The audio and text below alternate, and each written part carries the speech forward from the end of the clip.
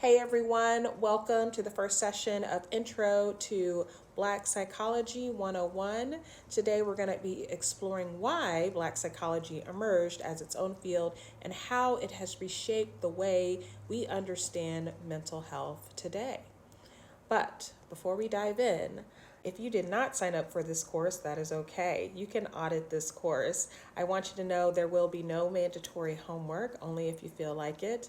And I hope that you get a lot out of this course and learn something new.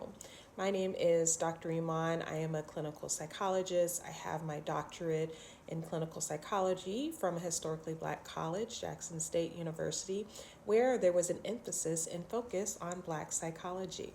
So let's get into it. Thank you, everyone who completed their homework by telling me what their favorite coping strategy is. We are going to be delving into some difficult topics, and so it's really important to keep those coping strategies in mind while we do it. But don't worry, I always end on a high note. I can hear people asking the question, why do we even have Black psychology? Isn't it just psychology? Here's the thing. When psychology became a science and research was being done, Black people were being excluded. So say there was a study done where we're trying to figure out if people like green M&Ms or yellow M&Ms. And the finding is that people largely prefer green M&Ms. So then we look a little deeper into the sample and we see that it was not diverse. In fact, Black people were largely excluded. So is it that people prefer green M&Ms, or is it just the people that they sampled preferred green M&Ms? And so this was happening a lot in the scientific. Black psychology was born out of necessity. Often, Black issues were being ignored or misrepresented in the research, oftentimes trying to drive a specific agenda and even sometimes supremacist ideologies, which were truly harmful. There was an overemphasis on genetics, which fed into the eugenics movement at the time. Researchers used biased methods and racist assumptions to justify inequality. And a lot of the research at the time was being tampered with to get the conclusion that they wanted. And at the time, it was very difficult to figure out that data was being tampered with, even though it was rampant. But when they would find that it was tampered with, there wasn't a large retraction, meaning that new and budding psychologists learned these things and perpetuated these beliefs, even though they weren't true.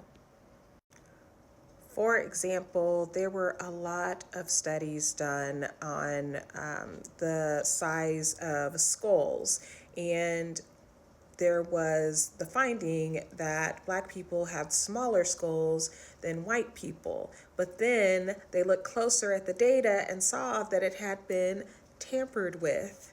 You see where I'm going with this? So they've published this in books, people are running with it, and they're creating new research on it, even though it is not true. In comes Robert V. Guthrie. He wrote a groundbreaking book called Even the Rat Was White. In the book, he talked about how researchers, by and large, they were white, they were using white participants, and they were moving from a white-centered viewpoint, never taking into consideration of any other culture's viewpoint. As fascinating as the first part of his book is, I think the second part is even better because it asks the question, who are the Black psychologists who are paving the way? What research are they doing? And that led him to Francis Cecil Sumner.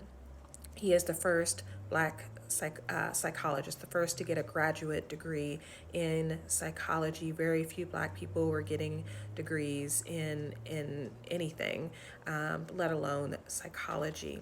And he did incredible work. He largely spent a lot of time at Howard University and really did influence a lot of Black psychologists who did incredible research across the country. So this is what I want to leave you with. Even in the depths of oppression, Black people found a way to fight back.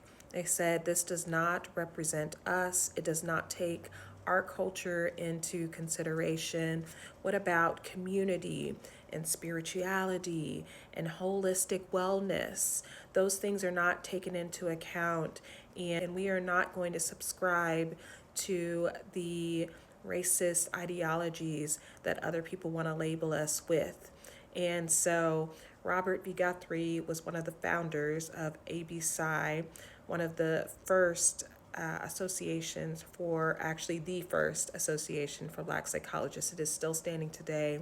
I have been a member of it, and it is there to inspire young Black psychologists who are just getting into the field. So here is your next piece of homework.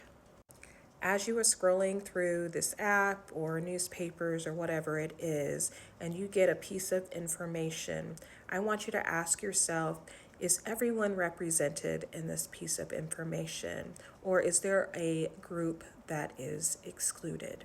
And why are they excluded?